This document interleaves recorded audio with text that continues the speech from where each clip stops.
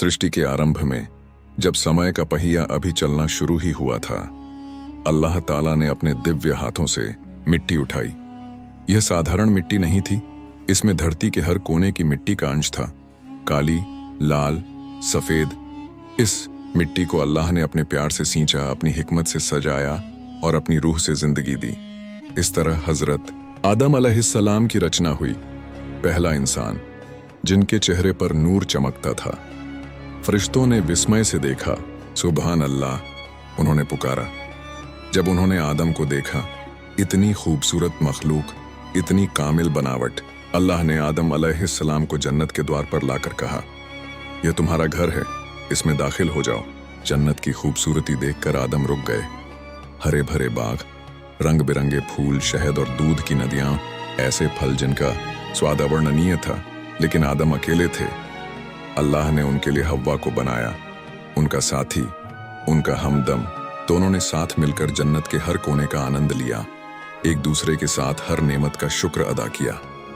एक दिन अल्लाह ने उन्हें बुलाकर प्यार भरे लहजे में कहा, आदम, यह जन्नत तुम्हारी है, इसके हर फल से खाओ, हर नेमत से लुत्फ उठाओ। लेकिन अल्लाह की आवाज में गंभीरता आ गई, इस एक दरख्त के पास मत जाना, यह मना है। आदम और हव्वा ने सर झुकाकर कहा, जी हुजूर, हम आपके हुक्म पर चलेंगे। दिन बीतते गए, लेकिन एक अंधेरी आत्मा जलन की आग में जल रही थी।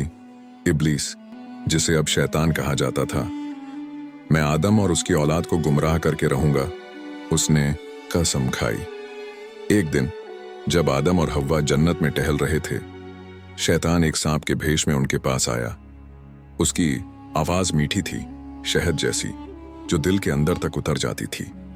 क्या तुम जानते हो, उसने रहस्यमय अंदाज में कहा, वह दरख्त जिससे अल्लाह ने तुम्हें रोका है, वह कोई साधारण दरख्त नहीं है। आदम और हव्वा ने दूर उस दरख्त को देखा। उसके पत्ते चांदी की तरह चमक रहे थे और फल सोने जैसे दमक रहे थे।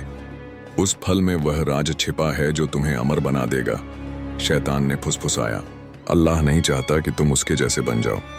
आदम और हव्वा के दिलों में शक का बीज बो दिया गया। उन्होंने एक दूसरे की ओर देखा, उनकी आंखों में सवाल था। धीरे धीरे उनके कदम उस दरख्त की ओर बढ़ने लगे। हव्वा ने पहले अपना हाथ बढ़ाया और एक फल तोड़ लिया। उसका रंग सूरज की तरह चमक रहा था। उन्होंने एक टुकड़ा खाया और फिर आदम को दिया। आदम ने भी एक पल के संकोच के बाद फल को खा लिया। जैसे ही फल उनके होठों से गुजरा, आसमान में काले बादल छा गए, हवा ठहर गई और फिर आदम और हव्वा को एहसास हुआ कि वे नंगे हैं। शर्म से उन्होंने पत्तों से अपने जिस्म को ढांपा। अल्लाह की आवाज गरज उठी, आदम, क्या मैंने तुम्हें उस दरख्त से मना नहीं किया था? आदम के दिल में पछतावा की आग जल उठी। उनकी आंखों से आंसू बहने लगे। रब्बना, वे बिलक कर बोले, हमने अपने ऊपर जुल्म किया, अगर तू हमें माफ न करे तो हम बर्बाद हो जाएंगे। अल्लाह ने फरमाया, तुम दोनों जन्नत से उतर जाओ, धरती पर तुम्हारा ठिकाना होगा। और इस तरह आदम और हव्वा को जन्नत से निकाल दिया गया।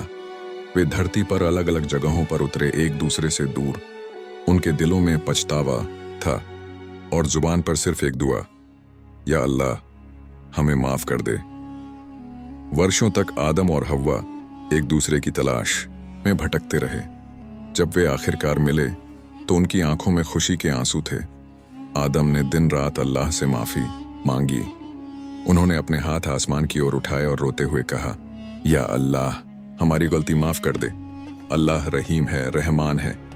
उसने आदम को कुछ कलिमात सिखाए जिन्हें पढ़कर उन्होंने तौबा की और अल्लाह ने उनकी तौबा कबूल कर ली। उन्हें इंसानों का पहला नबी बना दिया।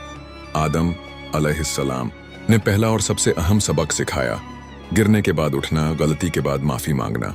हमारी जिंदगी में भी कई बार हम अल्लाह के हुक्म से मुंह मोड़ लेते हैं, शैतान के बहकावे में आ जाते हैं। लेकिन याद रखें, अल्लाह का दरवाजा हमेशा खुला है। अल्लाह ने खुद फरमाया है, मैं उस बंदे के करीब होता हूं जो टूटे दिल से मेरे पास आता है। हर इंसान से गलती हो सकती है, लेकिन असली सफलता इस बात में है कि हम अपनी गलतियों को पहचानें, उनसे सबक लें और पूरे दिल से तौबा करें। आज अगर हम किसी गुनाह में गिर जाते हैं तो निराश न हो, आदम अलैहिस्सलाम की तरह सच्चे दिल से तौबा करें, क्योंकि अल्लाह हमारे दिलों को देखता है। आपकी जिंदगी का कोई भी अंधेरा इतना गहरा नहीं हो सकता जिसे अल्लाह की माफ़ी का नूर रोशन न कर सके।